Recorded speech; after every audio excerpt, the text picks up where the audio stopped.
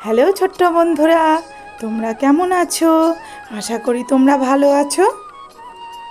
আজকে আমি তোমাদের দেখাবো নোটবুক কভারে এক নতুন ডিজাইন। তোমরা যদি নোটবুকের ওপরে এই ডিজাইনটা করতে চাও তাহলে ভিডিওটা স্কিপ না করে পুরো ভিডিওটা দেখো। নোটবুকের ওপরের ডিজাইনটা আমি সার্কেলের ওপরে করেছি। প্রথমে সার্কেলগুলোকে আমি পেন্সিল দিয়ে করে নিয়েছি, তারপরে আমি ওইগুলোকে কালার দিয়ে দিয়েছি। এটা আমি সোশ্যাল নোটবুকের কভারের ওপরে তৈরি করছি। নতুন ক্লাসে উঠলে বাচ্চারা নতুন নতুন কপি পায়, বই পায়। তা কপিগুলোকে সুন্দর সুন্দর ডেকোরেশন করে যদি স্কুলে নিয়ে যায় তাহলে দিদিমণিরাও খুব ভালো বলে। আর তোমার নোটবুকটা অন্য বাচ্চাদের থেকে দেখতে অনেক আলাদা লাগবে। কত সুন্দর লাগবে তোমার নোটবুকটা, তোমারই কত সুন্দর লাগবে নোটবুকটাকে নাড়তে, পড়তে। এরকম ডিজাইন করা নোটবুক যদি বাচ্চাদের কাছে থাকে তাহলে বাচ্চাদের পড়ার প্রতি আরও উৎসাহ বেড়ে যাবে। বাচ্চারা আরও খুশি খুশি হয়ে নোটবুকে লিখবে, পড়বে, খুব মজা করবে। আমি আরও অনেকগুলো নোটবুকের ডিজাইন তৈরি করেছি, সেগুলো আমি আজকে তোমাদের শেয়ার করতে পারবো না, কারণ ভিডিওটা অনেক বড় হয়ে যাচ্ছে। কিন্তু আমি এই নোটবুকটা তোমাদের সঙ্গে শেয়ার করছি, তোমরা দেখো আমি এটা কিভাবে তৈরি করেছি। তোমরা যদি নোটবুকে ডিজাইন না করতে পারো তাহলে বাবা বা মায়ের হেল্প নাও, হেল্প নিয়ে তৈরি করে ফেলো সুন্দর সুন্দর নোটবুকের ডিজাইন।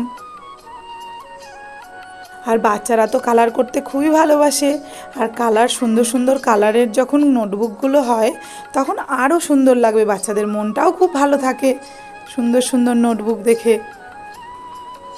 আর বাচ্চারা যদি নিজেরাই এটা তৈরি করে তাহলে ওদের আরও ভালো লাগবে যে নিজেরাই এটা তৈরি করেছে। ছোট্ট বন্ধুরা, তোমরা কে কে নোটবুকের কভার নিজেরাই বানাতে পারো আমাকে অবশ্যই করে কমেন্ট করে জানিও।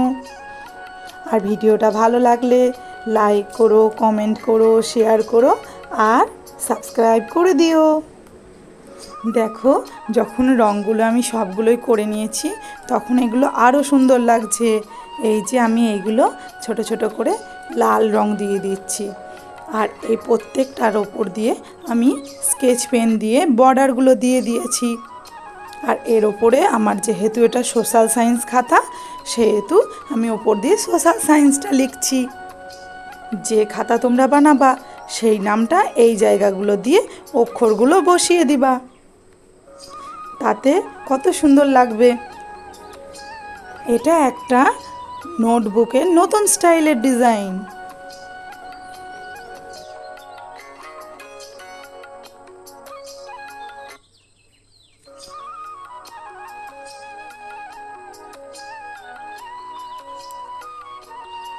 এই যে নোটবুকের পাশ দিয়ে আমি আকাশি কালার ইউজ করছি, আর তারপরে আমি এর ভেতর দিয়ে টিয়া এবং পরে এটার মিডিল দিয়ে পার্পল কালার ইউজ করব।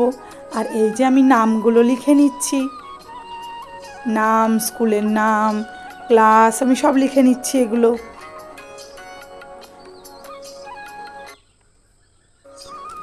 এই যে আমি বাজার থেকে প্লাস্টিক কভার কিনে এনেছি, এইবার আমি কপির ওপরে সুন্দর করে কভারগুলোকে লাগিয়ে দেবো।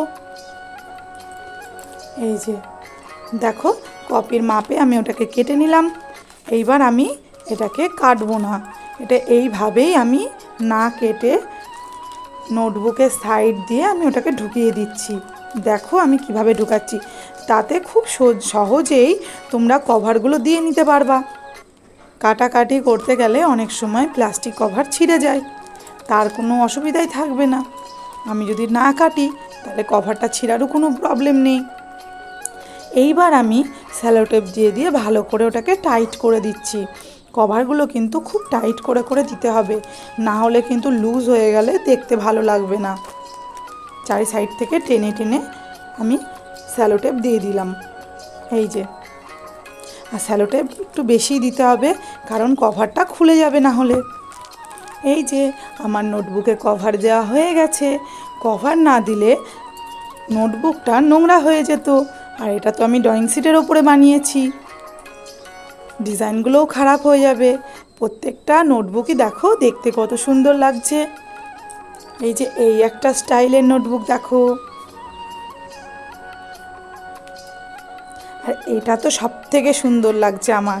তোমাদের কেমন লাগছে আমাকে অবশ্যই করে কমেন্ট করে জানিও। আজকের ভিডিওটা এইটুকুই, আবার দেখা হবে নতুন কোনো ভিডিওতে। বাই।